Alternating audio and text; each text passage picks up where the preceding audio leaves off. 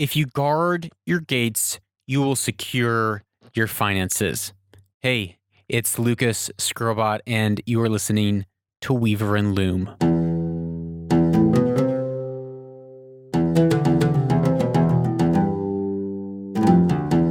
Welcome back to another episode of Weaver and Loom. We have been on this, I think, great kick on talking about building walls, of all things.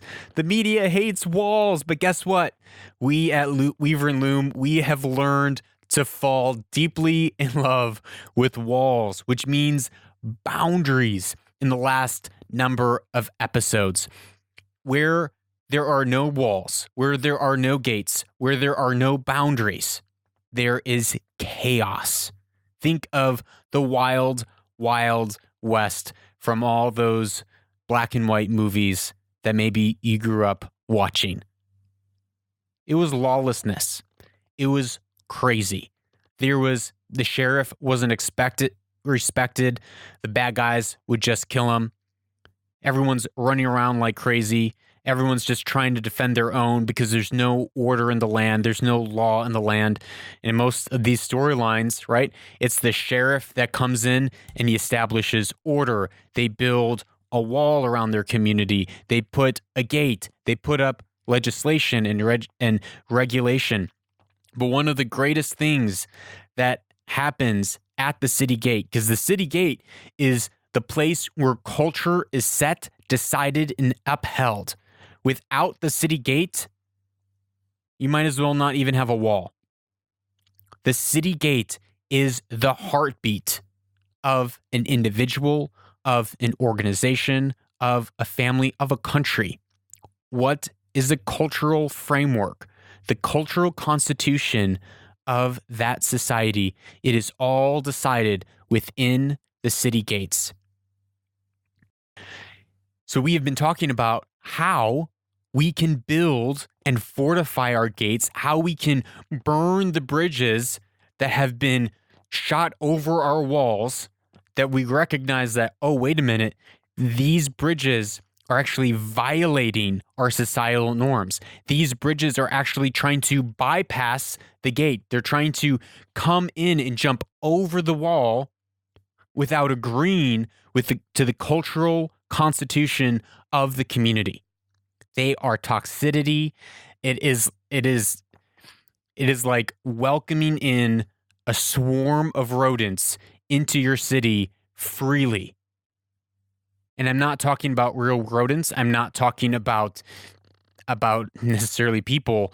I'm talking about thoughts. I'm talking about attitudes and behaviors and belief systems that undermine the fabric of society.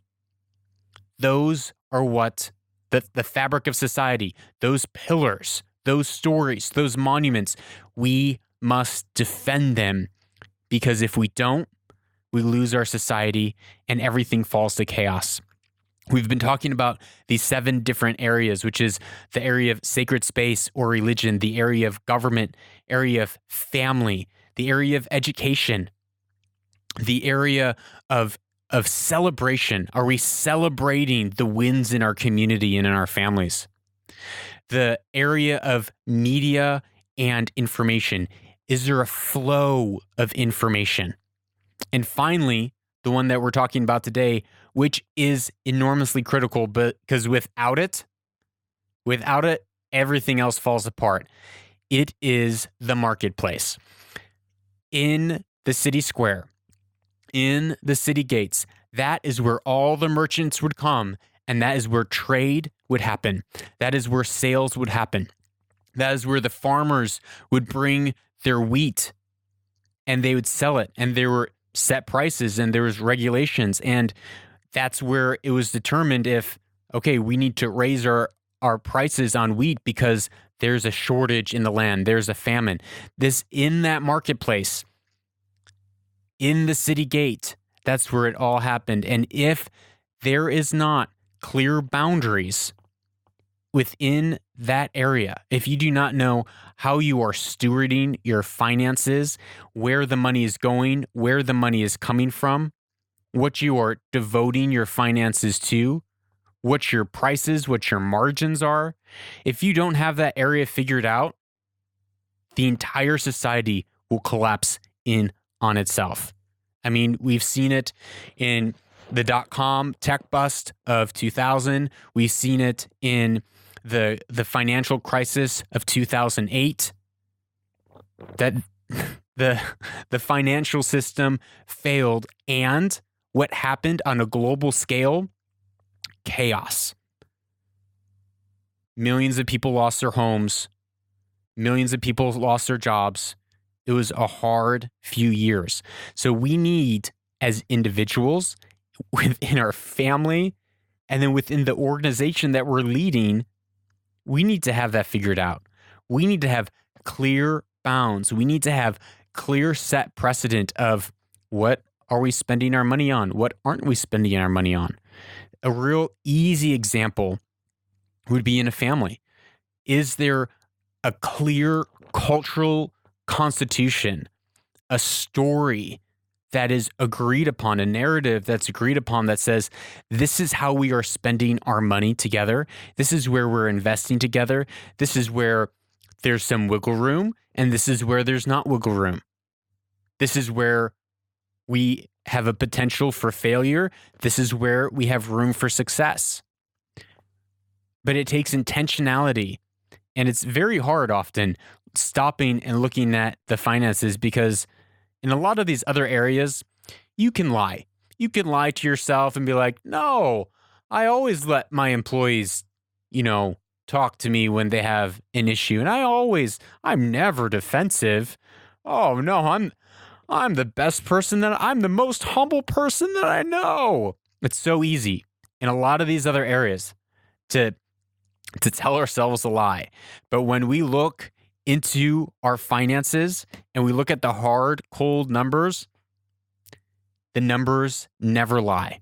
And so it's hard to take a hard look or to take a close look and be realistic with where are your finances going and are you stewarding those correctly?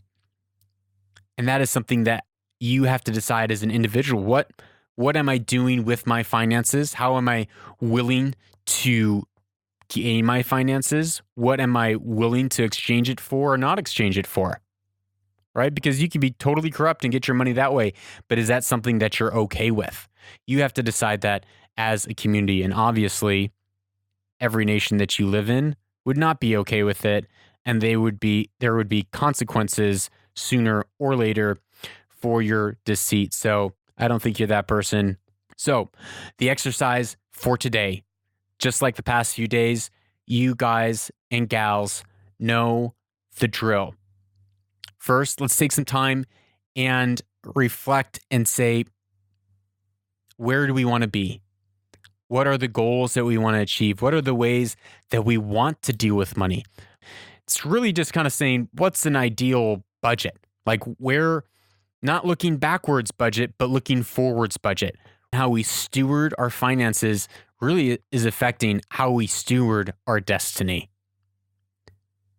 So how do you want to steward your destiny through your finances? What are the things that you want to invest into, the dreams you want to invest into, the ways you want to live? The second step, probably at this point, you don't need to reflect very much or meditate. I would say open your checkbook. I'd say open your bank account and look through the hard, cold facts of what's happening with your money, and then make a compare and contrast of like, is this aligning? Is where I want to go what my finances are looking at like right now? Third step, align it. Figure out what you have to do to get out of debt. Figure out what you like. Do you need to sell your car? Do you need to downsize your house? Do you need to cancel all these subscriptions to services that you're no longer using? What are you doing with your money? And how can you then pivot that and align that with the vision that you have set? And part of that is going to come from the areas that we've already discussed, from your sacred space area, your religious, philosophical viewpoint, from the family realm, from education. Maybe it's like, yeah, I want to educate myself. I'm going to spend resources to buy books and read books, and I want to grow in that area. Thank you for being with me these last few episodes. I just want to reiterate that all these different areas, these 7 different areas that we defined, this is what creates order and safety and peace for you as an individual, security for your family, a sense of, okay, I know what's happening within this family. There's clarity. And for your employees, for the team that you're leading, the organization that you're casting vision for. These areas will help them see a way forward and be able to follow your leadership in whatever capacity that might be in at this point. So if you haven't already gone through all of the previous episodes where we talked about the different activities that happen in the city gates, please go back and do that. And while you're doing that, don't forget to download the free workbook for your personal life, for your community, whatever it is that you decide. It's a free workbook PDF on the website. The link is in the show notes. Download that and work through that as you listen to these episodes. Work through it with a friend. Do it in community. It is always better. Speaking of friends, tell your friends, ask me questions, and thank you for listening to Weaver and Loom, where your destiny is woven.